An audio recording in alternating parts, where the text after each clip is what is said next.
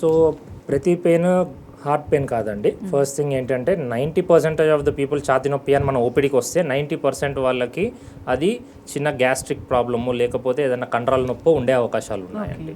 So ఈ 10% people మాత్రమే వారికి ప్రధానంగా హార్ట్ అటాక్ కానీ హార్ట్ స్ట్రోక్ వల్ల పెయిన్ వచ్చే అవకాశాలు.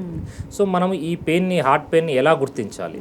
సో ఈ హార్ట్ పెయిన్ని గుర్తించడానికి ప్రధానంగా ఒక central type of chest pain అంటామండి. చాలా సెంటర్లో చాలా సివియర్గా పెయిన్ ఉంటుంది. పెయిన్గా ఏటిపికల్గా కొంతమందికి వేరియేషన్ కూడా ఉండొచ్చు. ఈ పెయిన్ అనేది ఈ లెఫ్ట్ ఆర్మ్కి కూడా రేడియేట్ అవ్వచ్చు. ఈ పెయిన్ అనేది బ్యాక్కి రావచ్చు. ఈ పెయిన్ అనేది మన దవడ దగ్గర కూడా రావచ్చు అండి. కొంతమందికి పొట్టలో కూడా వచ్చే అవకాశాలు ఉంటాయండి. పెయిన్ అనేది స్పెసిఫిక్గా ఛాతీలోనే వస్తుందని కాదు. సో ఈ పెయిన్తో పాటు ఒకవేళ ఎవరికైనా కానీ బాగా చెమటలు రావడము, కళ్ళు తిరగడము, ఆయాసం ఉండడము, గుండె వేగంగా కొట్టుకోవడము, ఇలాంటి లక్షణాలు ఉంటే ఇది గుండె నొప్పి అని గుర్తించడం జరుగుతుంది. ఓకే.